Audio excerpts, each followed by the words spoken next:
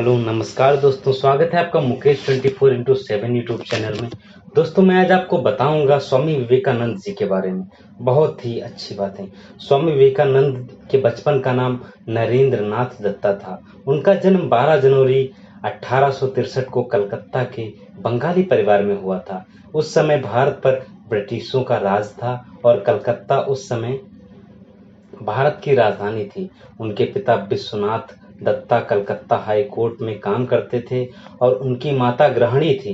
विवेकानंद एक साधारण बालक थे, लेकिन उन्हें पढ़ने में काफी रुचि थी। उन्हें वेद, उपनिषद, भगवद गीता, रामायण, महाभारत और पुराण में काफी रुचि थी।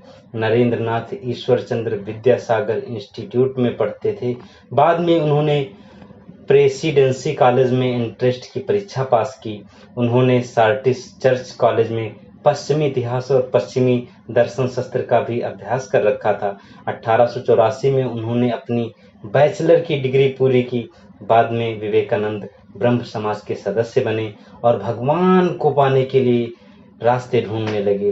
विवेकानंद हमेशा लोगों से उनके भगवान और धर्म पर विचारों को पूछते हैं, लेकिन किसी भी व्यक्ति का जवाब उन्हें संतुष्ट नहीं कर पाता। उन्हें अपने प्रश्न का जवाब रामकृष्ण से मिला। नवंबर 1881 में पहली बार वे स्वामी रामकृष्ण से मिले थे और उन्हीं उनके जीवन का टर्निंग पॉइंट भी था। तभी से उन्होंने रामकृष्ण को अपना गुरु माना था। 16 अगस्त 1886 को रामकृष्ण की मृत्यु हो गई। रामकृष्ण ने विवेकानंद को सिखाया था कि इंसानों की सेवा करना भगवान की पूजा करने से भी बढ़कर है। रामकृष्ण की मृत्यु के बाद विवेकानंद ने रामकृष्ण की जवाबदारियां अपने सिर ले ली। उन्होंने उनके मठ को बरानगर में स्थानांतरित किया। 1899 में बारानगर का मठ बेलूर में स्थानांतरण हुआ और अब वह मठ बेलूर मठ के नाम से भी जाना जाता है।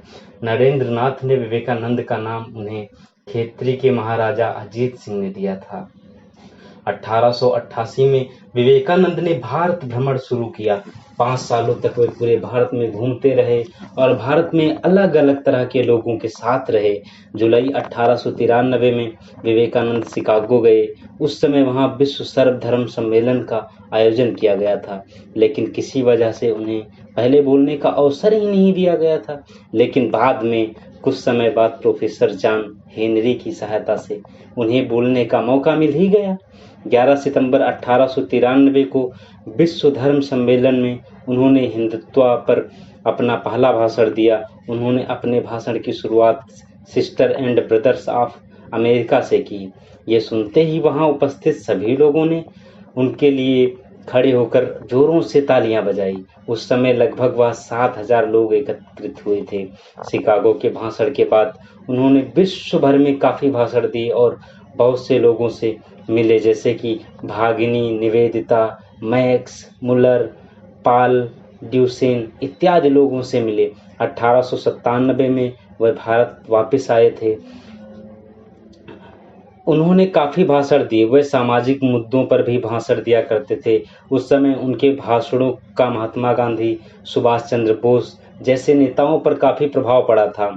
1 मई 1897 के उन्होंने रामकृष्ण मिशन की स्थापना की। 1899 में खराब हालात होते हुए भी उन्होंने दक्षिण की यात्रा की। अपनी इस यात्रा में उन्होंने सैन फ्रांसिस्को और न्यूयॉर्क में वेदांत सोसाइटी की स्थापना की और कैलिफोर्निया में शांति आश्रम की स्थापना की। उन्होंने बहुत सी किताबें लिखी हैं। कर्मयोग 1896 में उन्होंने लिखी थी। राजयोग ये भी 1896 में लिखी थी। वेदांत शास्त्र ये भी 1896 में लिखी थी।